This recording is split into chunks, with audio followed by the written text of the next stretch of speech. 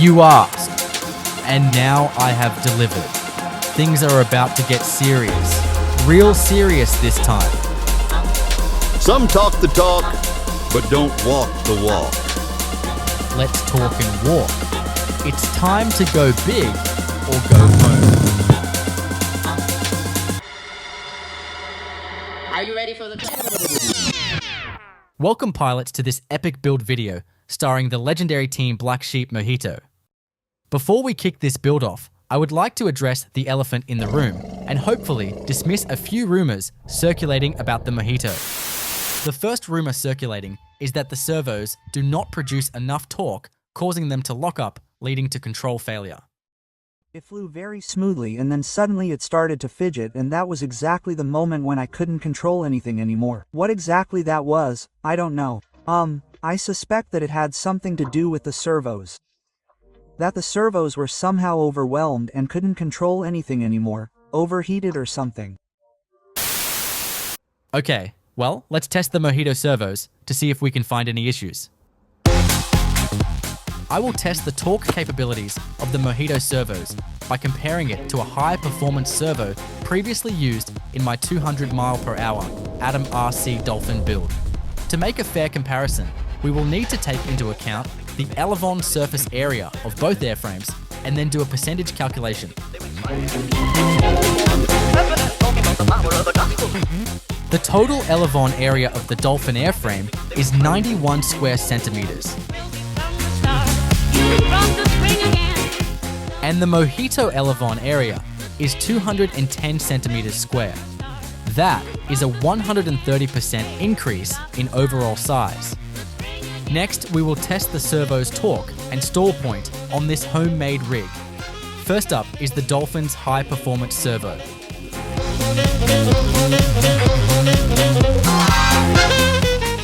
Hard to pick up on camera, but the figure is 1.41 with the servo fully stalled.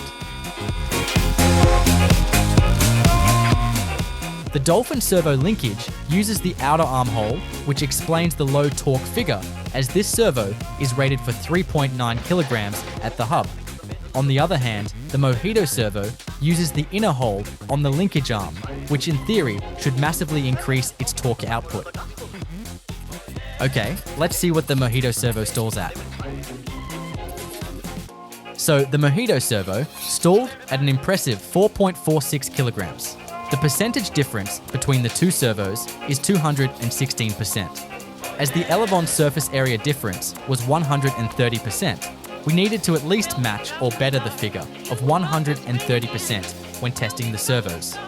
The Mojito servo has totally aced this test, and I am more than confident to push this Mojito to 200 miles per hour and beyond. The second rumor circulating on the web suggests that the wings start to detach from the main fuselage at high speeds, causing the servo electrical plugs to detach, that then disables the servos, resulting in a crash. The rumor goes on to say that the wing only needs to detach 1 millimeter from the fuselage to break the servo's electrical circuit.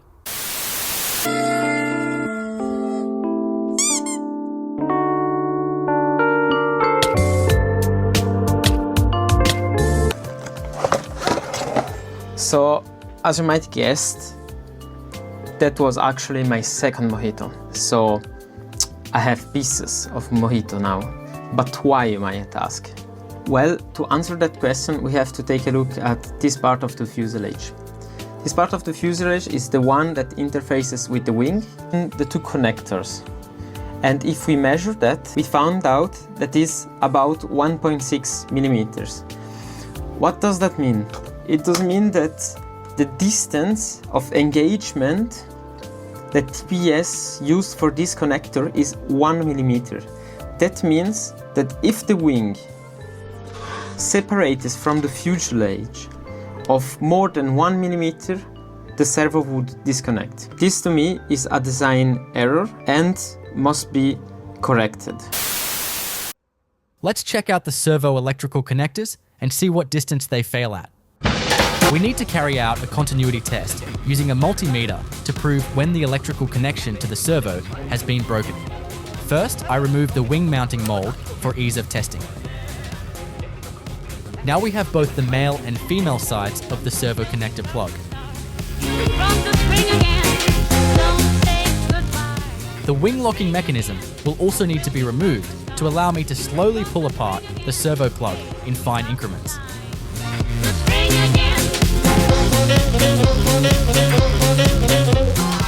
Okay, let's mate the two servo plugs together as if the wing was attached. To aid the continuity test, I need to fit servo leads that have the wiring exposed at one end to fit the multimeter probes.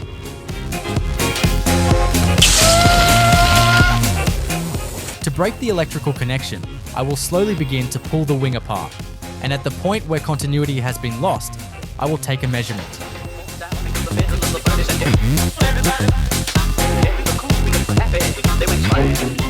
I am gently applying pressure on the jaws of the vernier caliper to further open the wing joint to ensure I capture the exact moment and measurement continuity is lost. The measurement at the point of lost continuity is 3.15 millimeters. As an additional test, I'd like to reinstall the wing locking mechanism, reattach the wing molding to the fuselage, and try pulling the servo plugs apart to see if it is actually possible to break continuity. This will prove that the wing locking mechanism ensures that the servo plugs are secure and won't fail during flight. Don't say goodbye. Let's ring again.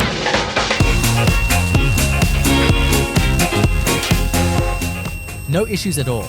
Continuity remained constant during this additional stress test.